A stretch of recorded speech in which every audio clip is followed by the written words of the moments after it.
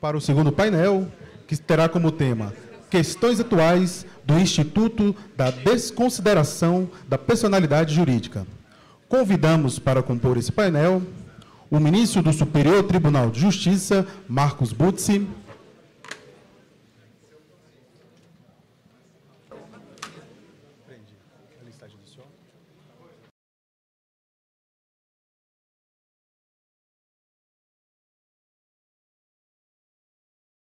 Custódio Dourado, advogado na área de recuperação internacional de ativos.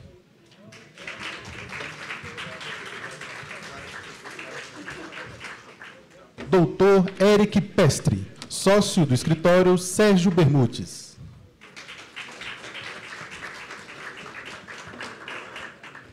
Doutor Otávio Carneiro, diretor executivo de investimentos na Enforce. Doutor Stuart Cullen, diretor sócio e líder na área de resolução de disputas de Dentons, nas Ilhas Virgens Britânicas.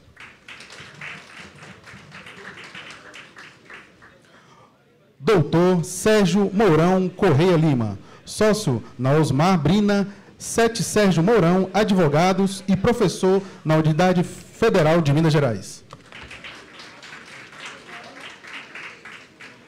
E a doutora Maria Fabiana Domingues, sócia na PGLAU.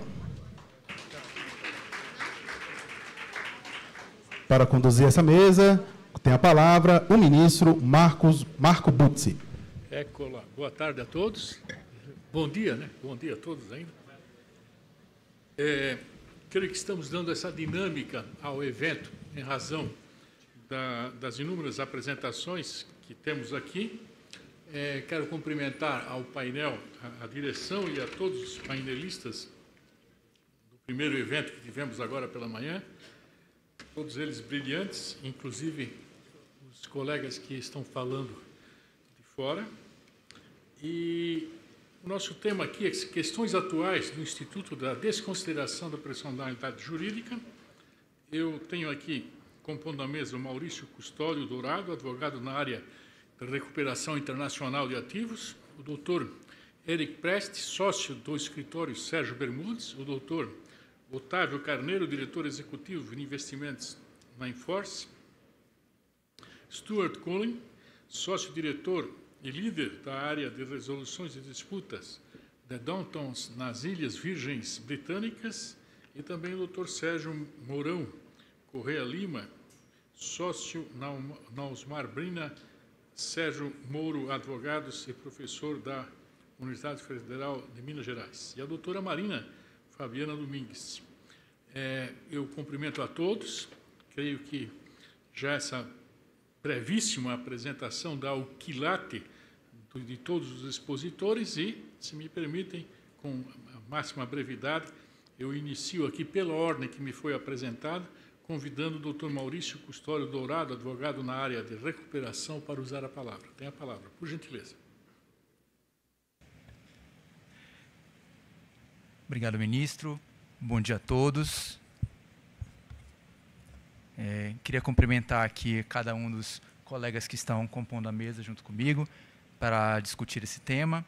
E queria agradecer também ao Rodrigo Caecelian, ao Crico Caecelian, pelo convite. E, é claro, parabenizar também o IBRA pelo seu quinto seminário.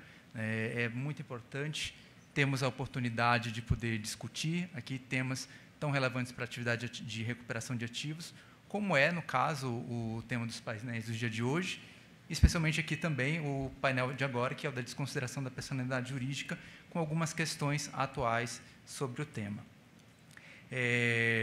Bom, já iniciando aqui a minha fala, né, a atividade de recuperação de ativos... Claro, se me permite interromper, porque eu quero fazer um registro importantíssimo. A Simene está aqui agora hoje, veio a esposa do doutor Crico, está prestigiando o evento também, entrou agora. Eu gostaria só, mil perdões, imagina, de registrar a presença da minha amiga. Muito bem.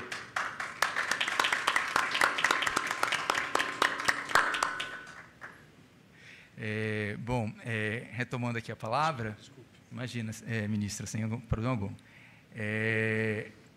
A atividade de recuperação de ativos ela pode ser exercida de diversos meios, né, de acordo com os instrumentos processuais que existem no ordenamento jurídico brasileiro.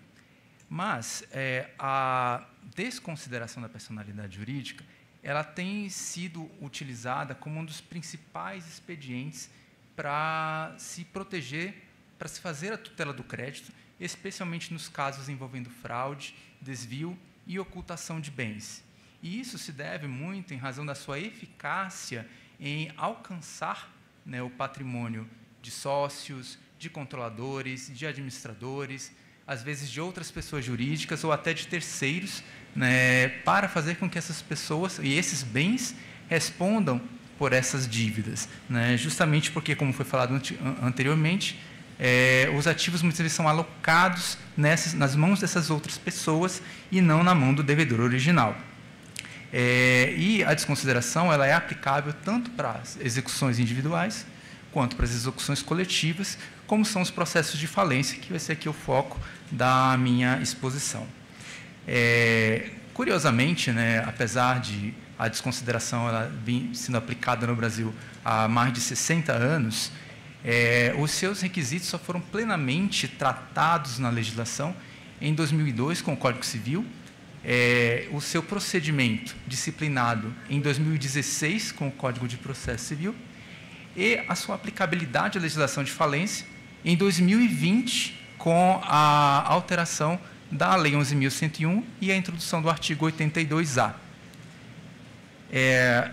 Esse dispositivo, além de ratificar a aplicabilidade da desconsideração aos processos falimentares, ele traz também uma importante baliza para a sua aplicação prática. Primeiro porque o dispositivo opta, né, pela teoria maior da desconsideração quando faz remissão ao artigo 50 do Código Civil, exigindo, portanto, a caracterização da fraude, do abuso de direito, do desvio de finalidade para ser aplicado e afastando, portanto, a possibilidade de pedidos fundados na mera insolvência. Mas a maior alteração trazida, a inovação para a aplicação da desconsideração nas falências, está quando o dispositivo fala na vedação à extensão da falência ou na extensão em todo ou em parte de seus efeitos, para só depois apresentar a desconsideração como uma tutela alternativa em relação a esses institutos. Ou seja, com isso, a lei ela pressupõe a existência de diferenças entre esses institutos e, a partir das falências que forem decretadas em sua vigência, pretende que as consequências da desconsideração aplicada sejam também distintas. Então, é preciso levar em conta, né, o que cada um desses institutos pretende. Com a extensão da falência, nós temos a quebra da pessoa afetada pela decisão, né, e a aplicação de todos os efeitos falimentares. Efeitos sobre a pessoa do sócio, efeitos sobre o seu patrimônio, sobre os seus contratos e sobre os seus credores.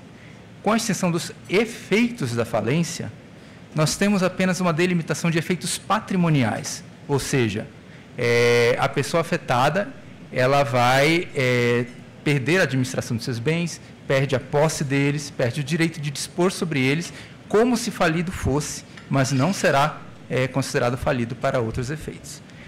A desconsideração, então, ela teria que ser diferente em relação a esses outros institutos, mas a lei não fala exatamente de que forma essa diferença deve se dar. O que tem criado margem para entendimentos diversos a respeito disso, inclusive causando insegurança jurídica, com a pretensão de se delimitar essas consequências à restituição do estado anterior, com a devolução dos bens desviados ou com a compensação de seu valor apenas.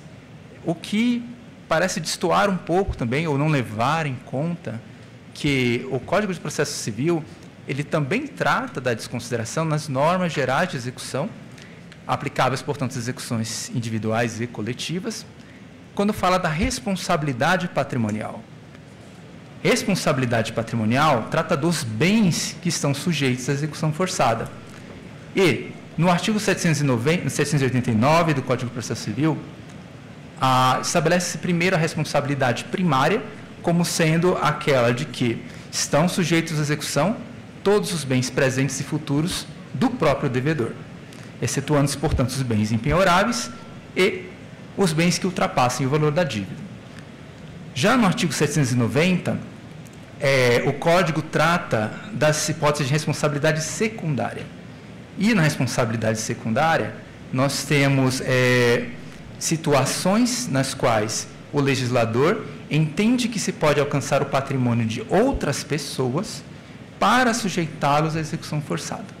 E uma dessa situação é justamente a desconsideração da personalidade jurídica. Ou seja, desconsiderada a autonomia patrimonial entre o sócio e a sociedade ou em relação ao terceiro, todos os bens presentes e futuros desse terceiro estariam sujeitos à execução forçada, seja ela individual, seja ela coletiva. Em uma execução individual, em benefício do credor que se movimentou, conseguiu obter provas e conseguiu demonstrar esses requisitos, visando, portanto, o pagamento da dívida que está sendo cobrada.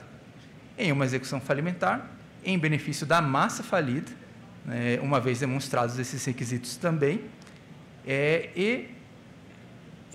limitado, portanto, ao valor do passivo falimentar e não necessariamente a restituição de um bem específico.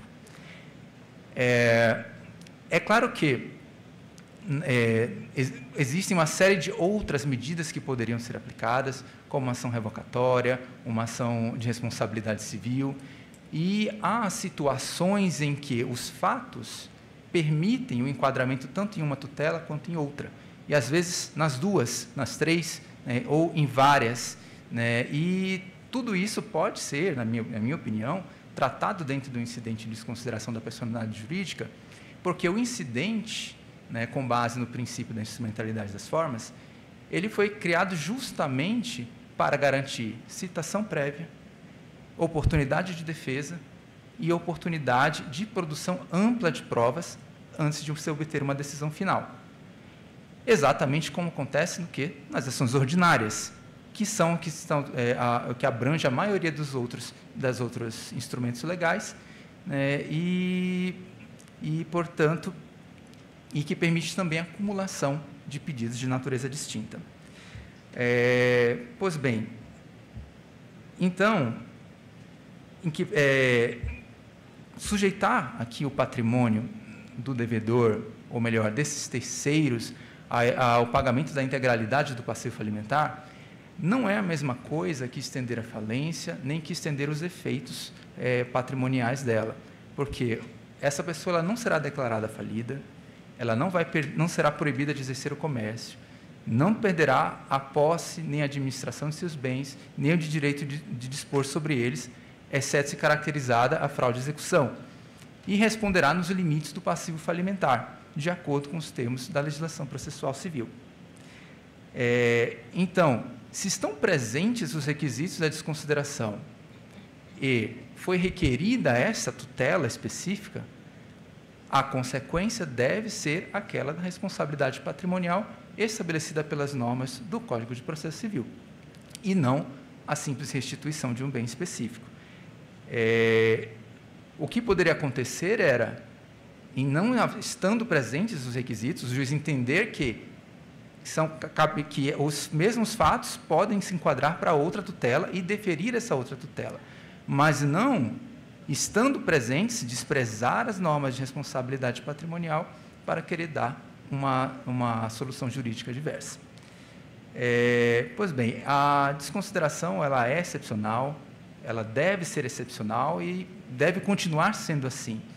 Agora, essa excepcionalidade ela não pode ser utilizada em desfavor da vítima desses atos fraudulentos, que são muitas vezes ocultados por meio desses expedientes que abusam da personalidade jurídica.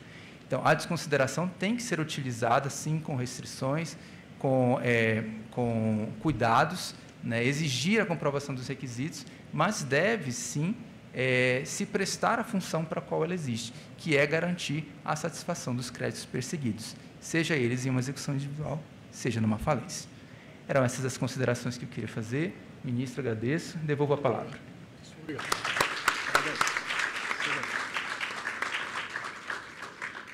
Belíssimas palavras. Destacou a eficiência da desconsideração entre a pessoa jurídica e a pessoa física dos sócios, com enfoque na responsabilidade patrimonial segundo a legislação vigente. É uma apertadíssima síntese das brilhantes palavras do Dr. Maurício. Passa a palavra agora ao Dr. Eric Pestre, sócio do escritório Sérgio Bermudes. Com a palavra, por gentileza.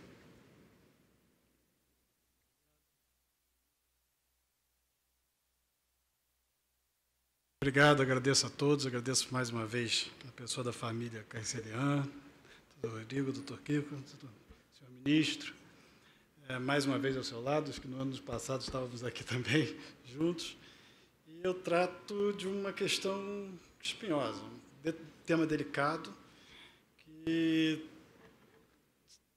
começou a ser discutido no STJ, e eu imagino que tenha sido só um início, e que tem um enorme efeito, eventualmente, sobre o procedimento de recuperação de ativos e o futuro sobre a recuperação de ativos em geral. Não só na recuperação, ou fora da recuperação, em qualquer processo de execução. Que é, por um acaso, mais um precedente iniciado, de uma forma, parece que tem um imã para esses temas, não só pela importância do ministro, pelo ministro Paulo de Tarso Sanseverino, que não concluiu o julgamento, não participou do final do julgamento, mas há um ano começou um debate extremamente relevante, refazer um debate extremamente relevante na terceira turma do STJ, que é o cabimento da fixação de verba no horário no IDPJ, na desconsideração de personalidade jurídica. Embora pareça um tema muito específico, né, a verba no horário, nos honorários de sucumbência, fixação ou não, isso tem uma importância muito grande, é evidente, todos os senhores sabem, de estar no Instituto, num evento para a recuperação de ativos, sobre recuperação de ativos, na recuperação de ativos, e o motivo, evidentemente, é no custo de quem concede e de quem compra no mercado secundário de crédito, no mercado de quem concede crédito, tem um impacto extremamente relevante. Não tenho como objetivo aqui solucionar, nem teria essa pretensão, nem adotar uma posição final, mas levantar pontos relevantes. Eu acho que o Otávio, aqui do meu lado, vai poder cumpri-los ou defendê-los um pouco mais ênfase. Mas, muito bem. Iniciado o julgamento do RESP 1.925.959, de origem de São Paulo, há um ano, neste meio tempo, depois do início dessa recuperação, o STJ se manifestou algumas vezes. E, em todas elas, uma, por exemplo, na quarta turma, num recurso da Galote, 2.017.344, originário de São Paulo, em março de 23, ou seja, já depois do voto do ministro Paulo de Tarso Sanseverino. A terceira turma, com a ministra Nancy relatando 2.193.442, originário de SP, que foi em março de 23, um de relatoria, bem da terceira turma de relatoria do ministro Moura Ribeiro, que votou e teve um voto de vista, um voto destacado neste precedente que nós vamos debater aqui, em novembro de 22, esse foi muito pouco depois do início do voto do ministro Paulo de Tarso, foi um mês só depois, no RESP 2013.164, originário do Paraná, e a terceira turma já tinha se manifestado antes, em 2000, em 2020 e 22, em outros dois RESPs. Até então, o entendimento do STJ era no sentido seguinte: olha, por ser um estudo de desconsideração, um incidente processual que tem uma previsão de uma decisão de natureza interlocutória e não uma decisão final de mérito,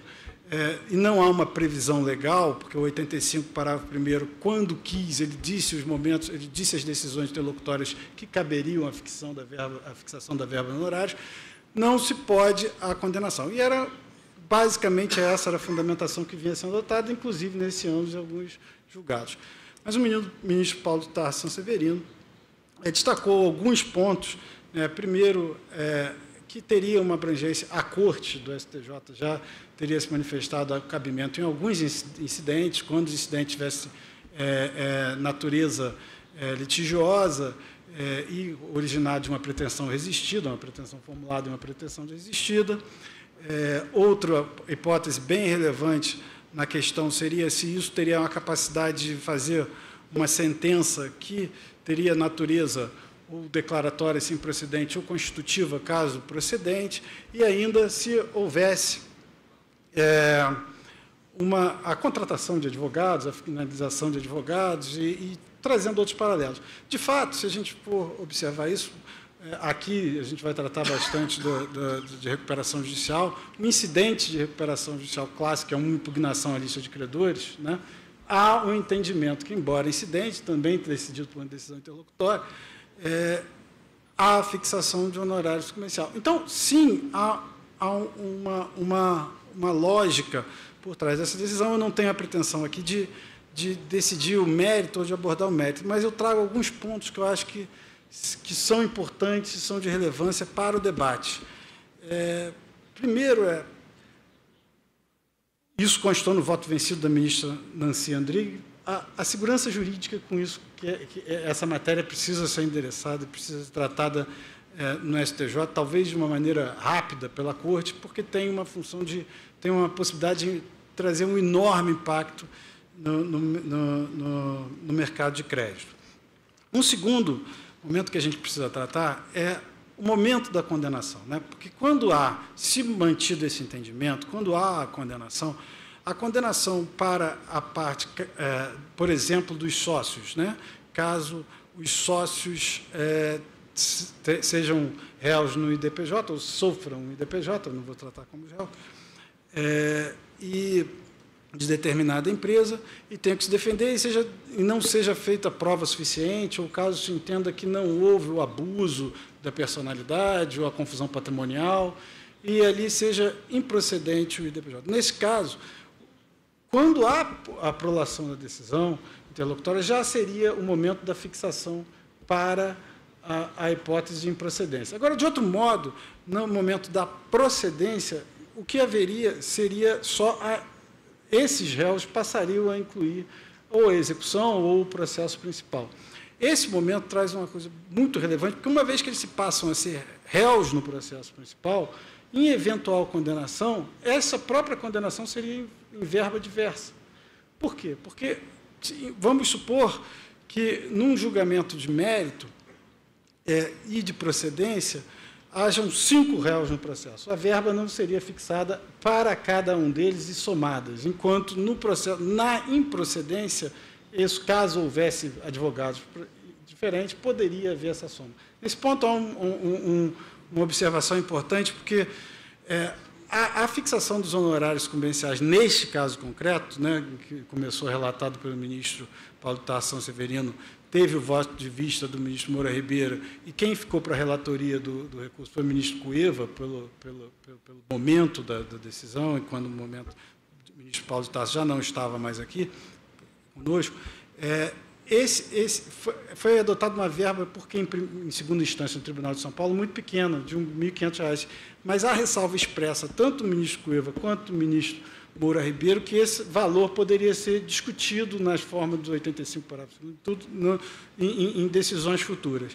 Então, essa questão da verba, a divisão da verba seria muito relevante, porque poderia criar cenários ainda para encarecer mais a questão do crédito, da concessão do crédito ou do mercado secundário, porque em eventual pedido de inclusão do IDPJ de 4, 5 sócios que venham a constituir advogados diversos, poderia gerar uma verba, ou seja, se fossem movidos diferentes IDPJs, né, uma verba extraordinária, de valores muito superiores ao que se aproximariam até o próprio valor da execução, né, na soma das verbas. Então, isso é uma coisa que o mercado precisa debruçar muito, e o judiciário, principalmente, porque teria um impacto sobre o crédito sobremaneira, enquanto, na hipótese de procedência, iria junto com o mérito, em que todos os réus da execução estariam num só, e a verba sucumbencial seria muito menor. Então, não teria uma assimetria das verbas, isso seria um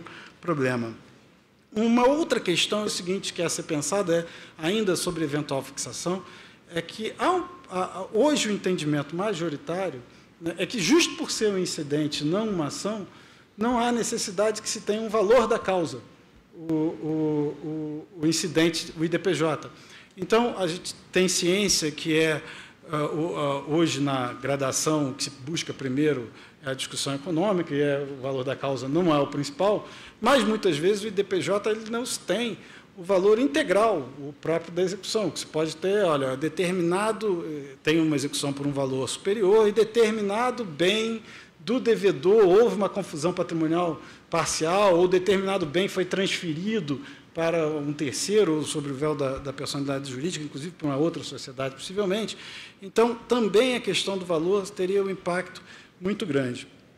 E ainda, eu acho que o principal que talvez eu penso, isso ainda não foi abordado, eu não vi em pesquisa nem nos tribunais de São Paulo, que já tem vasta jurisprudência sobre isso, nem nenhum desses precedentes do STJ, até não seria mesmo o caso, porque até hoje nenhum era pela condenação, esse foi o primeiro pela condenação, seria o caso se seria possível adotar, em alguma maneira, ainda que em determinado concreto, a teoria do princípio da causalidade.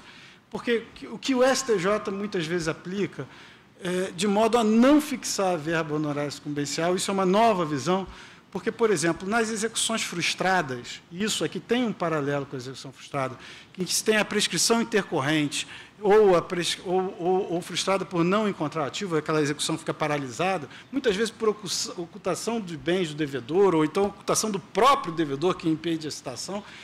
O STJ tem firme entendimento jurisprudencial de que, nesses casos, ainda que declarada a prescrição intercorrente, ainda que frustrada a execução, não há fixação da verba sucumbencial. Por quê? Porque quem deu causa à frustração da execução, ou, eventualmente, até a prescrição intercorrente, foi o próprio devedor ao não pagar a parcela no tempo adequado. Então, esse é um caso a se pensar, talvez, eventualmente, na Corte, porque o impacto é muito relevante ao mercado, e isso a gente precisa olhar com muitos bons olhos, porque, embora haja um ambiente jurídico que seja razoável, por exemplo, com os precedentes da impugnação à lista de credores, que também tem decisão interlocutória, nesse caso, é possível se criar um entendimento, ou se aplicar um entendimento, em que, pela falta de prova, e pela dificuldade da prova, e por um ambiente criado pelo próprio devedor, gere uma frustração da execução e gere uma dificuldade da prova no IDPJ. Então, neste caso, ainda assim, a fixação da verba sucumbencial, eventualmente, só traria um encarecimento ou uma dificuldade na concessão e na recuperação do ativo. Então, eu levantei algumas bolas aqui e tem alguém muito mais capacitado que está na outra ponta para defender a matéria do que eu. E eu agradeço o convite mais uma vez.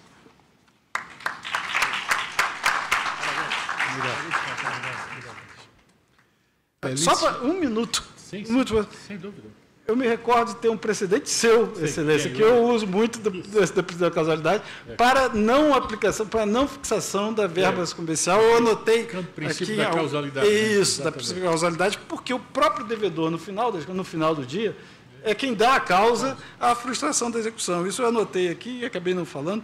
No agravo em régimen, por exemplo, 1.958.233, originário de Goiás, de outubro do ano passado, um precedente da relatoria de Vossa Excelência. Obrigado. Agora ficou magnífica a palestra. Muito bem. Eu parabenizo o doutor Eric Preste. Discorreu sobre o cabimento da fixação de honorários no incidente de desconsideração, algo que o Código atual, a questão dos honorários, tratou de modo com muita atenção, e é indispensável que seja dada essa atenção à remuneração aos advogados, pois a subsistência com dignidade vem exatamente daí. Não é? Então, brilhante exposição, eu parabenizo, e, ao mesmo tempo, já aproveito o ensejo para passar a palavra para o doutor Otávio Carneiro, diretor executivo do Investimento na Inforce. Tem a palavra, doutor. Muito obrigado, ministro Buzzi. Queria começar agradecendo à família Carcelian, que sempre me convida e sempre me trata com muito carinho. Eu tenho um desafio aqui nesse tipo de bate-papo, que é ser um dos poucos não advogados, né? Então, eu acabo tentando trazer sempre uma visão mais econômica. Então, eu queria agradecer ao ministro Buzzi, agradecer a presença aqui de todos na mesa, em especial ao meu amigo de longa data, Eric Preste, a Fabi também. e a todos os demais. E gostaria de começar falando um pouquinho com essa visão mais econômica, mas para eu conseguir construir isso, eu queria falar um pouquinho o que a gente faz hoje lá na Enforce, para que eu consiga mostrar para vocês do que a gente está falando, né?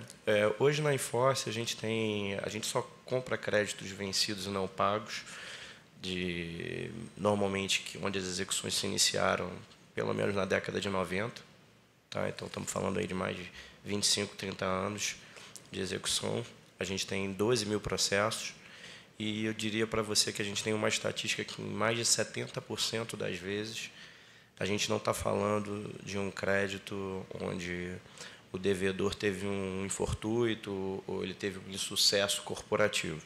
A gente está falando de fraude, né?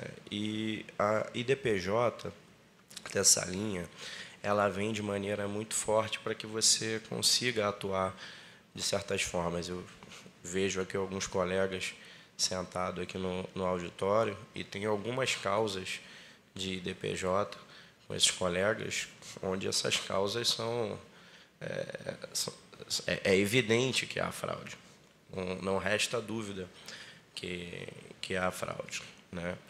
Então, a gente tem casos engraçados, como, por exemplo, vários casos onde o filho de 10 anos do devedor montou uma empresa e o capital já era de 5 milhões de reais com 10 anos. Eu acho que nem o Steve Jobs conseguiu isso, né? É um gênio, né? E a gente tem vários gênios, assim, mais de 70% das vezes. E eu estou falando aqui de carteira de bancos que a gente toca como o antigo Banco Econômico, o antigo Banco Bamerindos, né? São coisas que, inclusive, geram prejuízo à União, que assumiu esses bancos em algum momento. E aí, fazendo um paralelo disso com a bola que o Eric gentilmente me levantou, né, o impacto disso é muito grande. Você imagina a pessoa que tem um crédito, seja ele o banco na massa falida, seja ele o Itaú, o Santander, ele descobre uma fraude e ele vai ficar preocupado agora se pode haver um honorário sucumbencial. Você imagina o prejuízo que não é para os credores que já foram lesados, estão correndo atrás por 20 anos. E, mais uma vez, eu peço até que eu e o Rodrigo temos um caso, um negócio de 30 anos, que não resta dúvida, né, que é a mesma pessoa, que é uma confusão patrimonial, e aí agora a gente tem que ficar refletindo se vai haver ou não uma penalidade a esse credor que está correndo atrás da sua recuperação. E volto a dizer, na grande maioria das vezes, não há uma irresponsabilidade quando se coloca a EDPJ. Eu vejo, pelo menos nas casas de recuperação de crédito, a gente está sempre buscando saber se existia um caixa único, se existia aval cruzado entre as partes, se existia confusão patrimonial, transferência de funcionários, né, mesmo objeto social, o filho ou um parente vinculado. E, na grande maioria das vezes, você encontra pelo menos uns 4 indícios desses que já seriam um indício suficiente para você iniciar.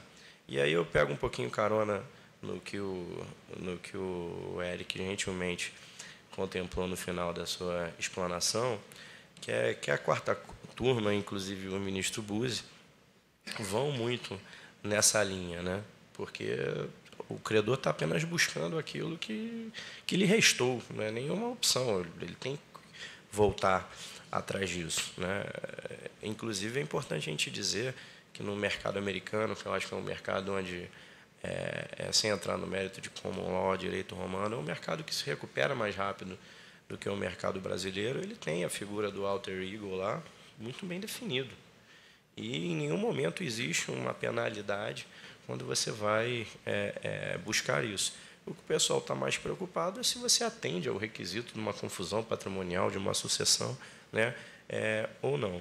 Então, diante disso, eu já vou me encerrando, e lembrando que, para mim, na linha do ministro Buzzi, o CPC de 2015 ele não coloca a IDPJ como uma possível penalidade. E, se por acaso em algum momento houver um exagero por parte do credor, existem outras normas legais para que seja feita esse ajuste em caso de excesso. Muito obrigado a todos aí. Devolvo a palavra ao ministro Buzzi. Também, da mesma forma, quero cumprimentar o doutor Otávio Carneiro pela exposição que fez. Destacou o modo de operar no pertinente à aquisição dos créditos que foram pela Enforce, destacou isso, que foram alcançados por alguma das modalidades de fraude, reiterando, por fim, a fala também acerca da consequência da fixação ou não e da importância disso, dos honorários advocatícios. Dando seguimento, eu passo a palavra ao doutor Stuart Cullen, sócio-diretor e líder na área de resolução de disputas do Dentons nas Ilhas Virgens Britânicas. Tem a palavra, doutor, por gentileza.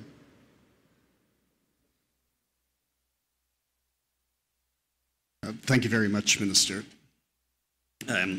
Also, thank you very much to my panelists and for the presentations they've given so far. Thank you to IBRA for having me. It's wonderful to be back in Brazil and speaking at this conference again. There's an awful lot that could be said on the subject of piercing the corporate veil in BVI and in the English common law world. I think I'll try and give some examples to keep what I'm saying short, and also to respond in a very small way to what our panelists Maurício and ao que os colegas falaram, Maurício e Otávio já mencionaram. BVI, as you all Como vocês sabem, esse mecanismo muitas vezes é semelhante às jurisdições de common law fora dos Estados Unidos.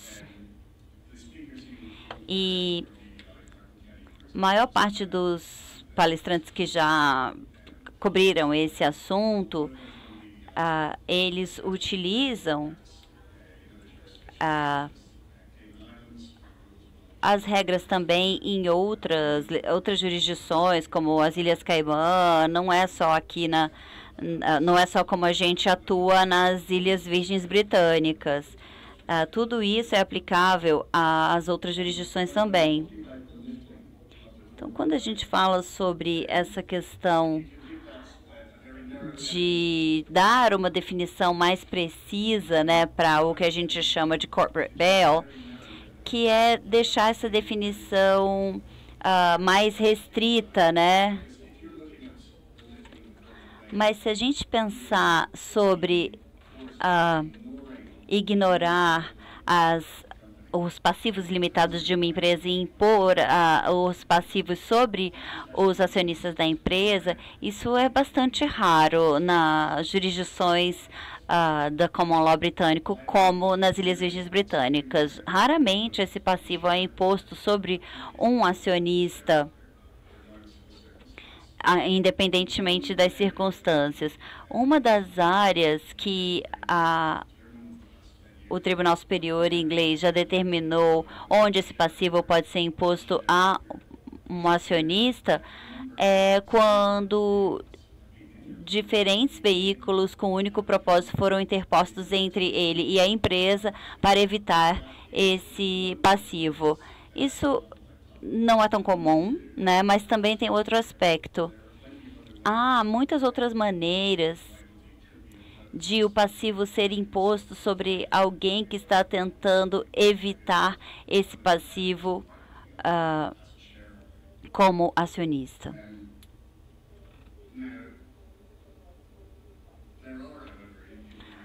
Mas há, nas Ilhas Virgens, algumas circunstâncias em que esse véu corporativo pode ser retirado em termos do passivo daqueles que controlam a empresa, muitas vezes os diretores e os proprietários que recebem esse benefício. Isso é bastante comum e deve ser observado, porque no Estatuto das Ilhas Virgens, até a parte que não é oficiente designada como diretor, mas atua nesse papel e diz aos funcionários o que fazer, né, e conduz a empresa, pode ser considerado diretor. E então o passivo pode ser imposto sobre essa pessoa, dependendo das circunstâncias, quando o véu corporativo é retirado. Então, vamos dar alguns exemplos dos tipos de casos em que houve essa retirada do véu corporativo e a gente tem o mais comum, que não é surpresa para vocês, que são circunstâncias de fraude, obviamente. Se um indivíduo atuou de forma fraudulenta e utiliza uma empresa para isso, não vai escapar os passivos a serem aplicados pessoalmente a ele. Mas quando é uma questão de insolvência e a empresa está em processo de liquidação, esse passivo pessoal pode ser imposto sobre os diretores por comércio fraudulento, que é semelhante ao primeiro exemplo que eu dei, mas também por comércio insolvente. Se eles têm consciência de que a empresa não conseguirá evitar a liquidação por insolvência, eles têm a responsabilidade transferida aos credores da empresa. E se não conseguem administrar a empresa de forma adequada e ela é colocada em liquidação imediatamente, eles podem ter que responder individualmente pela insolvência. E, neste caso, temos algumas das áreas em que a lei das Ilhas Virgens se diferencia do resto dos países que eu mencionei. Porque o Tribunal Superior de Justiça do Reino Unido diz que quando surge essa responsabilidade individual para um diretor, quando a empresa está prestes a passar por um processo de insolvência, isso é bastante fluido. Na Inglaterra, quanto mais uma empresa se aproxima da insolvência, maior é a responsabilidade individual dos credores e não da empresa. E quando se torna inevitável que a empresa entre no processo de insolvência, os diretores passam a ter essas responsabilidades como credores e não a empresa em si. Então, eles podem ser totalmente responsabilizados pelo processo de insolvência. Nas Ilhas Virgens é diferente porque temos um estatuto e essa responsabilidade individual só pode recair sobre a pessoa quando o diretor sabe que é impossível evitar a liquidação por insolvência. Então, a exposição surge aí no estágio posterior, se comparado aos outros países e jurisdições da common law inglesa. Tem outro exemplo das circunstâncias em que a responsabilidade será imposta sobre o diretor, que é quando há o que a gente chama de self-dealing. Se a empresa comercializa ou vende ou negocia com o diretor ou para o seu interesse, isso não só pode ser revertido, mas também é uma violação dos estatutos. Então, se a empresa entra em liquidação, isso pode ser considerado uma preferência ou uma transação suspeita e o diretor é obrigado a reverter essa transação.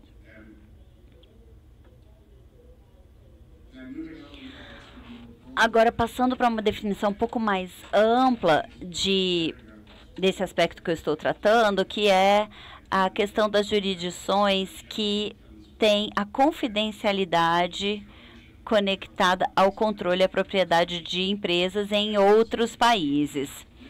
Ou seja, se a gente tem esse mecanismo se expandindo para a confidencialidade dessas empresas estrangeiras, ou seja, quem está por trás dessas empresas, aí é importante abordar esse tema.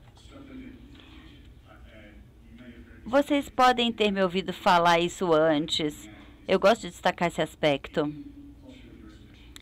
Em jurisdições estrangeiras, como Caimã, Bermudas, Ilhas Virgens, para estabelecer uma empresa e manter uma empresa incorporada ali, há uma exigência da lei que haja documentação identificando não só os acionistas, não só os diretores, mas também qualquer pessoa que tem uma propriedade de benefício de 10% ou mais da empresa. Essa informação é verificada pelos passaportes e as cópias das contas dessas pessoas, né? Ou seja,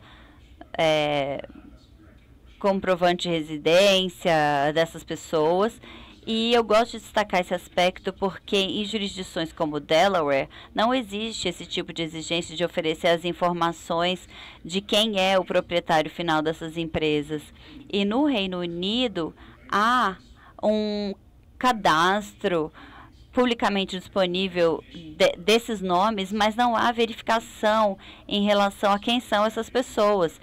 Então, eu gostei do exemplo que o Otávio deu, que é você pode colocar uma criança de 10 anos como proprietário de uma empresa multimilionária. Por que isso é relevante?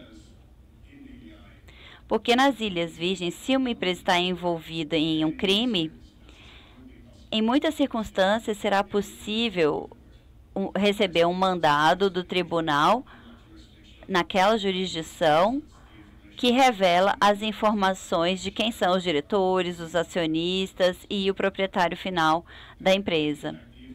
Essas informações estão mais disponíveis livremente, na verdade, porque nas Ilhas Virgens nós introduzimos a disponibilização pública de informações e não só está no catálogo, mas na verdade você tem as informações das empresas ativas de quem são seus diretores.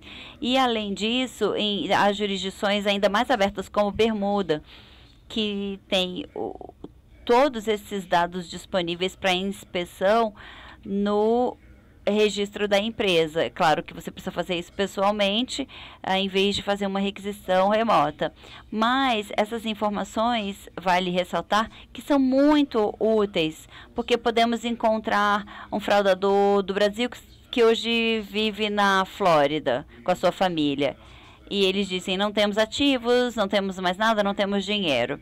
E aí você pode verificar e ver que essa propriedade na Flórida é de um proprietário nas Ilhas Virgens. E aí você pode verificar se há conexões, qual é o nível entre os diretores e o proprietário final. Isso te permite ter a possibilidade de fazer uma execução contra aquela propriedade na Flórida. A couple of examples. E eu gostaria de dar aqui uns 2 exemplos, porque eu sei que não temos muito tempo, sobre como funciona essa interação no Brasil, na verdade, como funciona então esse descortinamento do véu corporativo aqui no Brasil e em outras jurisdições como BVI. É importante tentar descobrir quem são, na verdade, os beneficiários finais das outras empresas. E essa é uma coisa que eu já disse muitas vezes antes, que obter essa informação, na verdade, permitiu, por exemplo, que o administrador judicial de uma empresa brasileira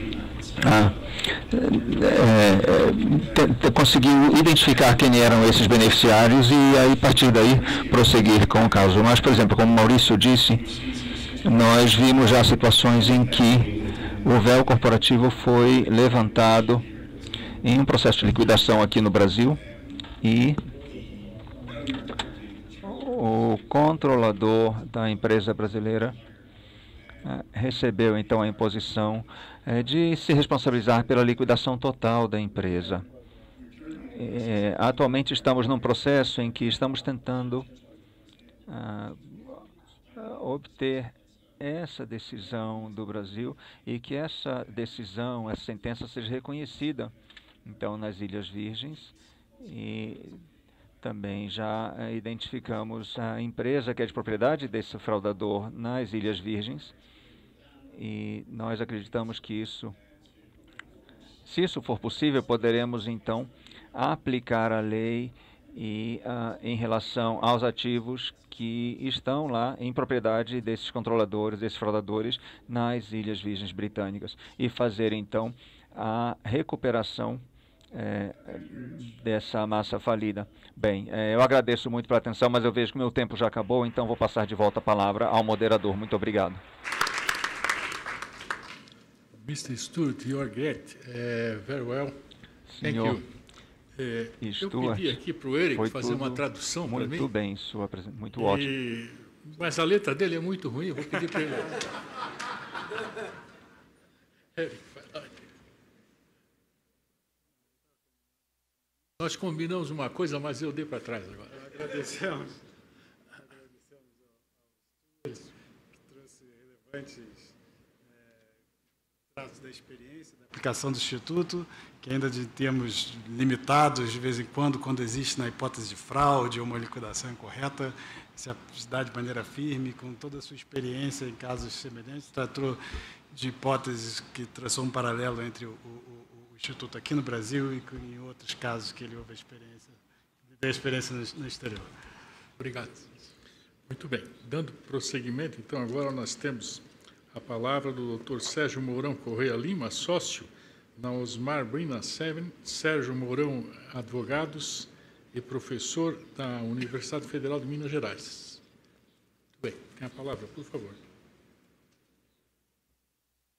Inicialmente, eu gostaria de agradecer muito mais esse convite do Dr. Cricor e do Rodrigo Carcelian para participar desse evento enriquecedor do IBRA.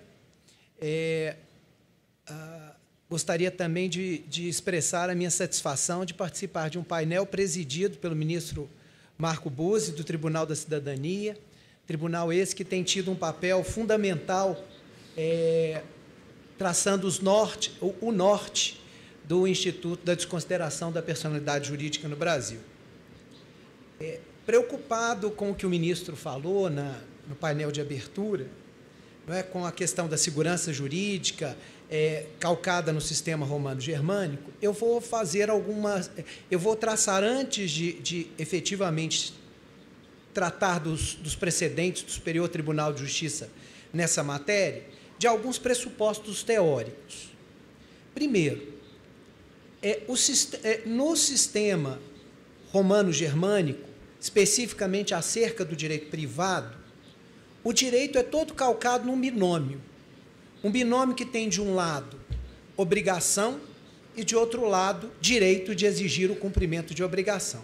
Ou seja, binômio que tem, de um lado, o devedor, que deve cumprir a obrigação, e o credor, que tem o direito de exigir o cumprimento da obrigação. E é exatamente nesse sistema, calcado neste binômio, é que nós temos a figura que está no Código Civil da fraude contra credores. Não é fraude à execução, não é fraude no sentido genérico, é fraude contra credores. Ou seja, a fraude contra credores, ela acontece quando já há um credor, quando já há uma obrigação. E mesmo já havendo uma obrigação, alguém já sendo devedor do cumprimento daquela obrigação, transfere patrimônio, reduzindo o seu patrimônio e inviabilizando o cumprimento da obrigação. Ou seja, se o credor exigir o cumprimento da obrigação, ele vai se frustrar, porque não há patrimônio suficiente a garantir o cumprimento da obrigação. Então, o primeiro pressuposto é o binômio credor-devedor. Quando já há credor, ou seja, já há obrigação e há desvio de patrimônio, esse é o preciso conceito de fraude contra credores. Já há um credor, desvio de patrimônio para fraudar o credor.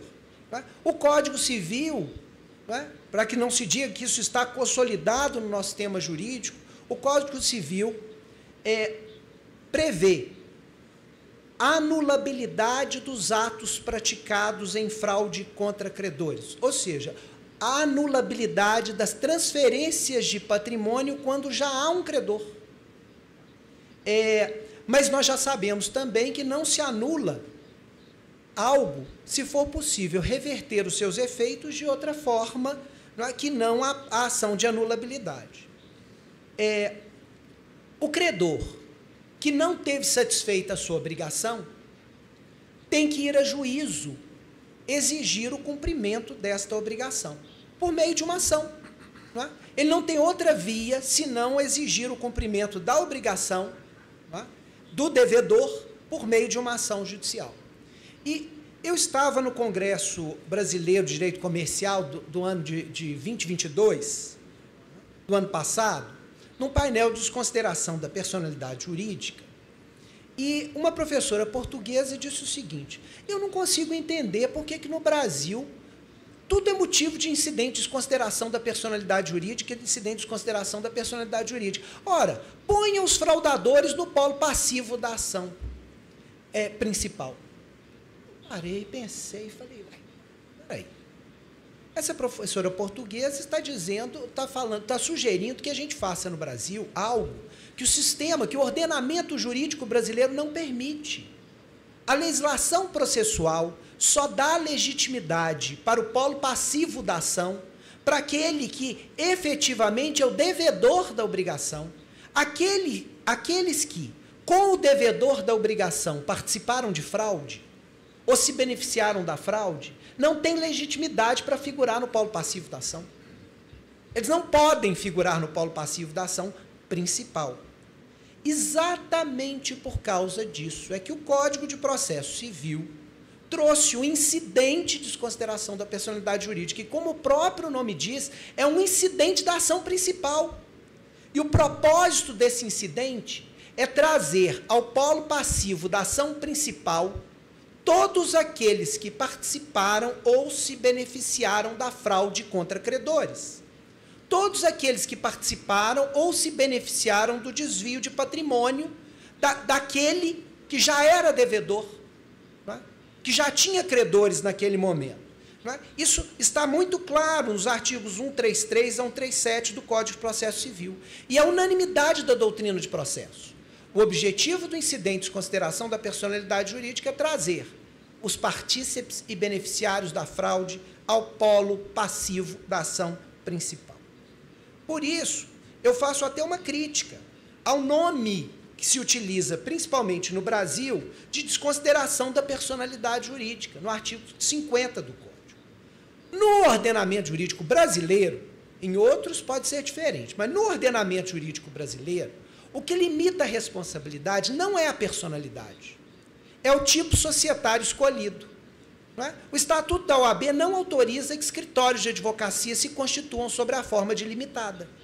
Por quê? Porque o legislador quis que o advogado não se escondesse atrás do escritório, não é? Para se furtar a responsabilizar o cliente, não é? Que foi lesado.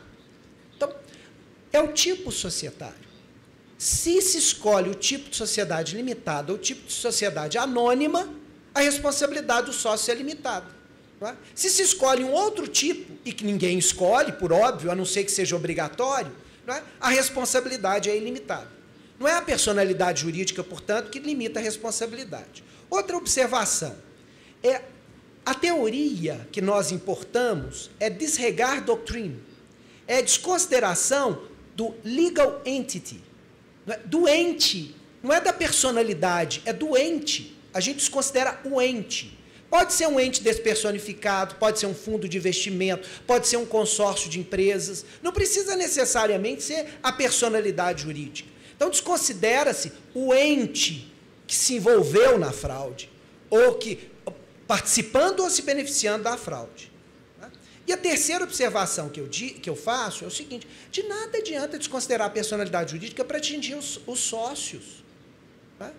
Isso era lá estava na pré-história, onde o desvio de patrimônio era da sociedade para o sócio. Hoje não existe isso. Tá? O desvio é para outra sociedade, e aí da outra sociedade se dissolve a sociedade, vai para os sócios, e os sócios constituem uma sociedade lá em BVI, não é? E transferem, integralizam os bens desviados lá na sociedade em BVI, não é? Sociedade protegida com sigilo societário, bancário e fiscal. Não é? Então, a fraude hoje é muito mais elaborada. Tá? Eu gosto muito de dizer aos meus alunos, recomendar que assistam um filme que se chama A Lavanderia, com a Meryl Streep, porque aquilo ilustra exatamente os mecanismos elaboradíssimos de fraude que nós temos hoje. Então, não adianta desconsiderar a personalidade jurídica, porque assim não se combate a fraude contra credores, que é um instituto que precisa ser combatido. Exatamente por causa disso, o STJ, no recurso em mandado de segurança número 16.105 de Goiás, de relatoria da ministra Nancy Andrighi, diz de forma categórica: o Instituto da Desconsideração, a desconsideração da personalidade jurídica, que não devia ter esse nome, mas tem, traz ao polo passivo todos da ação principal, todos aqueles que participaram, se beneficiaram da fraude.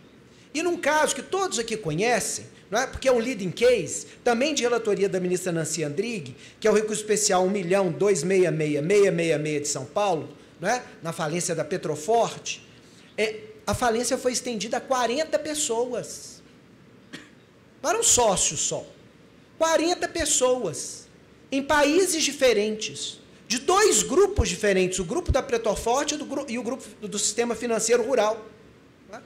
Porque envolvidos, partícipes e beneficiários na fraude. E mais, se estendeu, se desconsiderou a personalidade jurídica para atingir o contador, que manipulou a contabilidade para ocultar a fraude. O contador não é sócio, mas ele participou da fraude contra credores. Então, ele tem que vir para o polo passivo da ação principal. E qual é a ação principal? Que atrai o polo passivo, que atrai para o seu polo passivo todos aqueles que são os réus do incidente de desconsideração da personalidade jurídica. A ação principal pode ser uma execução singular.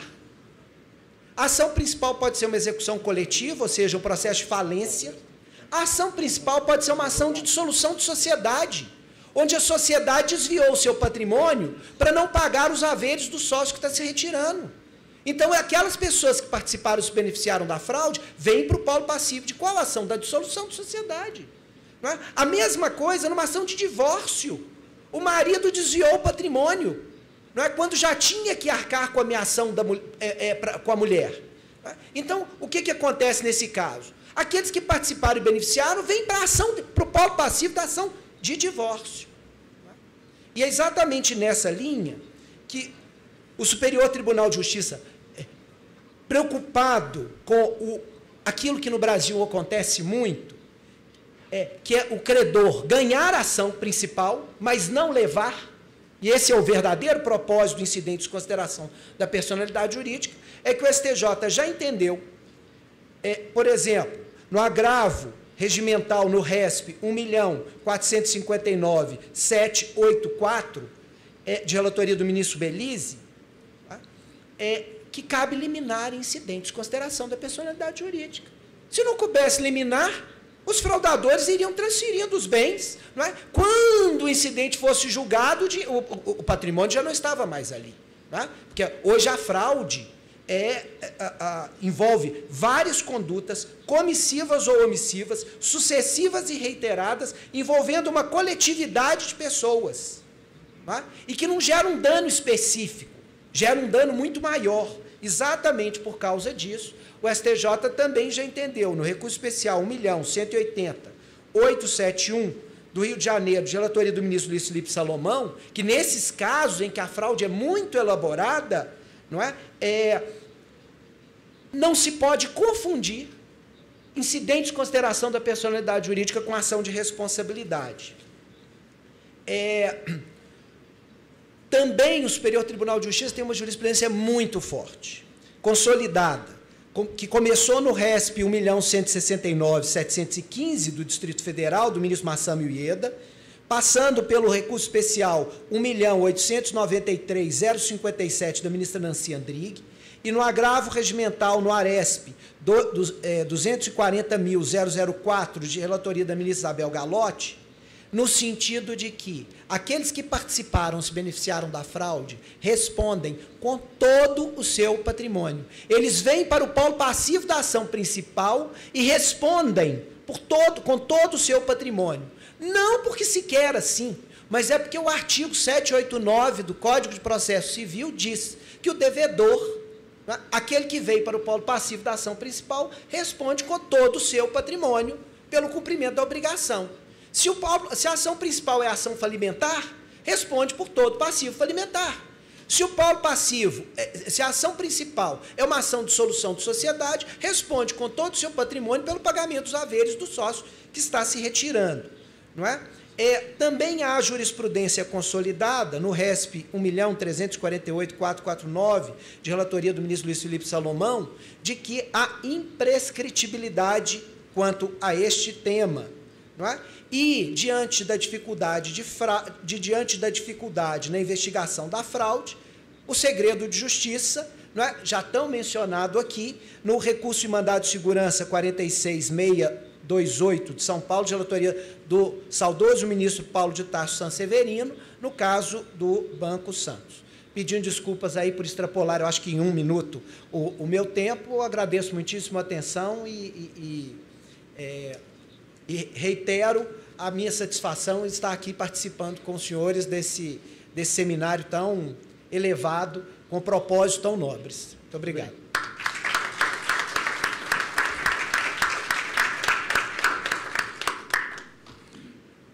Parabéns ao doutor Sérgio Mourão. Ele, brevíssima síntese, nos brindou com um aporte doutrinário no início ante a fraude contra credores. Ele discorreu sobre o incidente, a desconsideração da personalidade jurídica e todos esses aspectos críticos que fez ao final acerca desse instituto, da extensão dele quanto a atingir terceiros ou não, e da atualidade de algumas decisões que trouxe para nós da Corte da Cidadania. Parabéns pelo aporte e pela exposição muito aguerrida e muito animada. É isso. Isso é importante. Agora vamos ouvir a doutora Maria Fabiana Domingues, sócia da Perglau. Muito bem, tem a palavra, doutora, por gentileza. Obrigada, bom dia. Bom, inicialmente agradeço aqui o convite do IBRA, né, na pessoa dos doutores Rodrigo e Cricor Carstelian. É um prazer estar sempre aqui nesse evento do IBRA, que eu acho que é sempre muito interessante, com painéis muito importantes com relação a essa questão das investigações e rastreamento de ativos. Cumprimento aqui meus colegas de painel, na pessoa do ministro Buzzi. E aqui, eu só para começar, eu gostaria de falar que eu estou com um triplo desafio, né? Falar no lugar da doutora Clarissa, então vou tentar manter o alto nível dela aqui. Falar no último lugar aqui nesse painel, com tantas ponderações já muito importantes, e falar antes do almoço. Então, eu vou tentar ser bem breve, não tomar mais tanto tempo de vocês, e só trazer algumas ponderações aqui com relação a essa questão do incidente de desconsideração da personalidade jurídica. A gente está aqui num seminário, né, de rastreamento de ativos, mas como o doutor Sérgio agora acabou, inclusive, de comentar, o cometimento da fraude, né, a prática do ato lesivo, ali, do ato de abuso da personalidade jurídica, ele acontece muito antes da efetiva insolvência. Então, pensando aqui num cenário de recuperação judicial ou de falência, fato é que esta prática do ato lesivo, ela acaba acontecendo muito antes da própria insolvência. Inclusive, o STJ já tem entendimento fixado no sentido de que não é nem necessário comprovar, né, ou ter ali uma insuficiência de ativos para que a prática da fraude seja averiguada, o que só comprova a importância dessa questão para o nosso mercado, né, para o fortalecimento do nosso mercado, para a segurança jurídica, aqui, confiança do mercado. Até o Otávio estava comentando na visão dele de investidor. Com certeza, essa punição e investigação da fraude é muito importante para quem concede crédito no mercado. Então, essa averiguação, essa investigação da fraude, havendo ou não, né, suficiência de ativos num cenário de recuperação ou de insolvência, ou falência, não me parece que essa averiguação é sempre muito importante e realmente precisa ser feita pelos agentes de mercado que estão atuando aqui.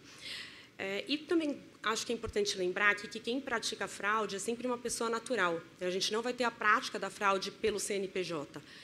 A empresa utilizada para a prática da fraude, ela é vítima e um instrumento usado para essa prática da fraude.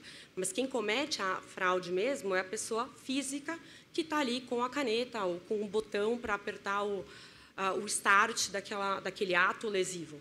Então, por isso, também acredito que não faz sentido a gente ter um impedimento para que uma empresa que eventualmente esteja sendo investigada pela prática de uma fraude ou que já tenha, inclusive, até uma certa comprovação, indícios contundentes, né, para usar aqui a palavra do parágrafo 6º do artigo 51A da Lei 11.101, esta empresa ela não pode ser impedida de usar a recuperação judicial.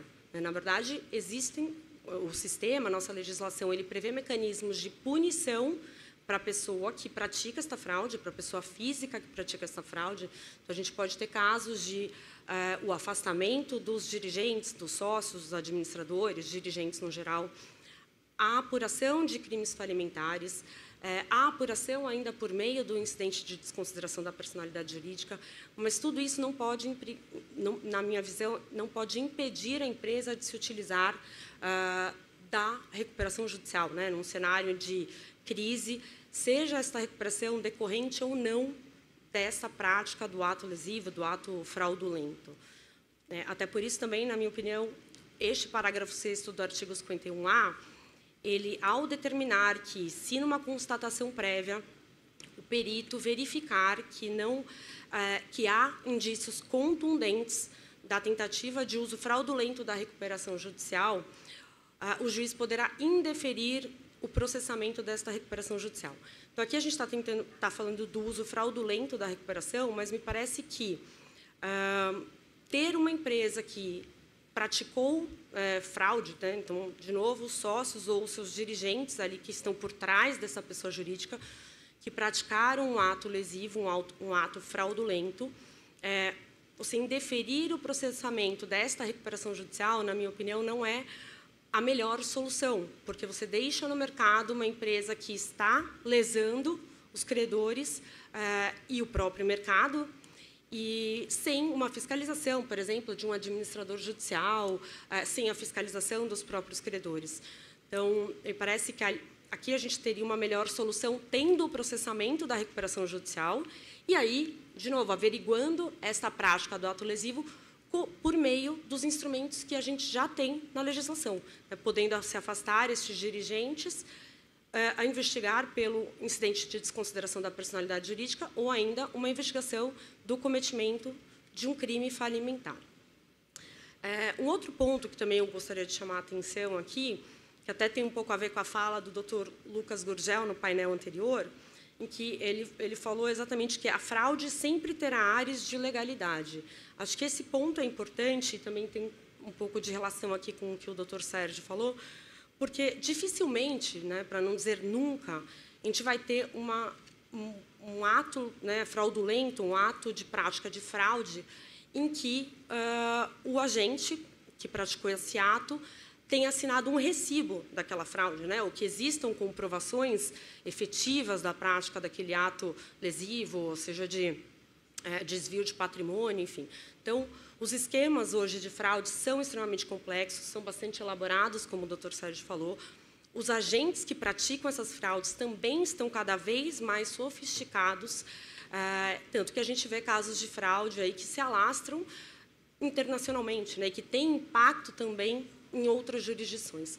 Então, é muito difícil aqui a gente considerar uma necessidade ou, né, ter uma exigência de uma comprovação cabal da prática dessa fraude. É claro que a fraude não se presume, assim como a má-fé não se presume, mas precisamos levar em consideração ali todo o conjunto probatório, uma análise lógica do conjunto probatório que se tem nos autos. E essa análise lógica teria também uma relação com as práticas de mercado, né, com a nossa legislação, com as práticas de mercado e com até a nossa cultura, como que nós aqui no Brasil atuamos, como que o mercado vê aquelas práticas dentro do seu sistema. Então, exigir que haja realmente uma comprovação desta fraude, né, cabal, como eu disse, com um documento assinado, ou um WhatsApp, ou um e-mail comprovando aquilo, é basicamente negar, né, a efetiva punição deste ato fraudulento. Então, acho que esse era um importante momento, uma importante ponderação que eu gostaria de fazer. A gente tem casos, eu, o Rodrigo, em que, né, ele até comentou sobre coleta de dados no início, no painel de abertura. Essa coleta de dados, ela é também complexa, especialmente se a gente tem uma fraude com impacto internacional em outras jurisdições. Ela é demorada, então são diversos ofícios enviados, diversos pedidos de informações enviados a vários entes, tanto no Brasil como fora, e muitas vezes isso é demorado, é complexo até você fechar todo aquele cenário de fraude, né, de comprovação da fraude.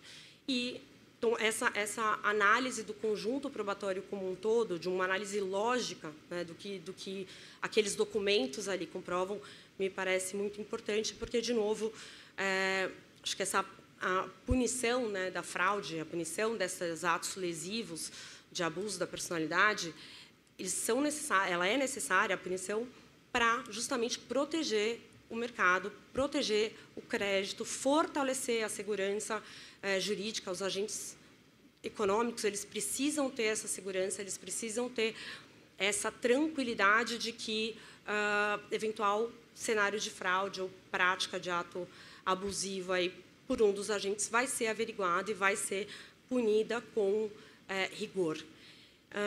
E, por fim, também, se nesta apuração, pensando um pouco aqui na questão dos honorários, né, que o doutor Eric comentou, doutor Eric e doutor Otávio, na apuração da questão dos honorários, acho que se num cenário de incidente de desconsideração da personalidade jurídica, no final do dia ficar comprovado que não houve, né, a prática de fraude, então, de acordo com todo esse cenário de conjunto probatório, ficar verificado que não houve, na verdade, a fraude, então, aí me parece que não haveria por que você punir aquele agente que tentou fazer essa investigação.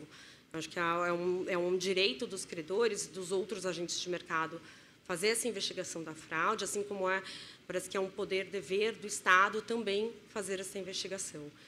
E me parece que são isso minhas ponderações, de uma forma bem rápida, para não atrasar os senhores para o almoço. Agradeço desde já a atenção e, de novo, ao IBRA pelo convite. Ministro.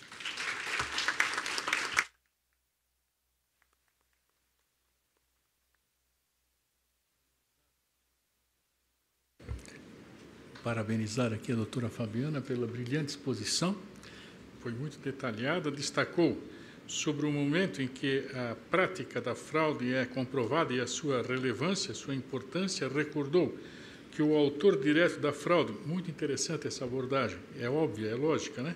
É sempre a pessoa natural, daí a relevância da apuração dessa prática fraudulenta, e defendeu o processamento da recuperação judicial, mesmo no caso da empresa estar, obviamente, cometendo a fraude por seus operadores. E discorreu, por fim, sobre a dificuldade na obtenção da prova definitiva acerca da fraude.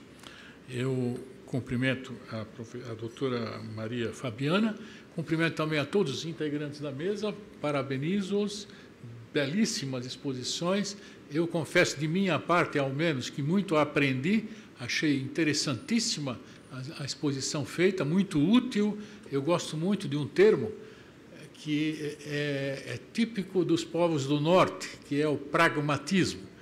Quando algo é pragmático, é útil, é muito importante, e esse encontro, além de festejar a reunião das pessoas, dos agentes que estão interessados em aperfeiçoar essas instituições, importantíssimas instituições, que foram aqui brilhantemente abordadas, mas eu creio que, ao meu parecer, particularmente falando, eu dou mais relevância ao pragmatismo desses encontros, ou seja, muito útil, muita coisa que foi debatida aqui é o que efetivamente está acontecendo e foram trazidas aqui atualidades dos tribunais e os pontos mais sensíveis dos temas que foram aqui abordados.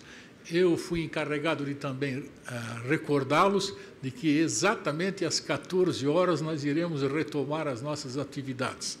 Agradeço muitíssimo o convite, estou muito honrado em mais uma vez participar desse brilhante evento. Muitíssimo obrigado.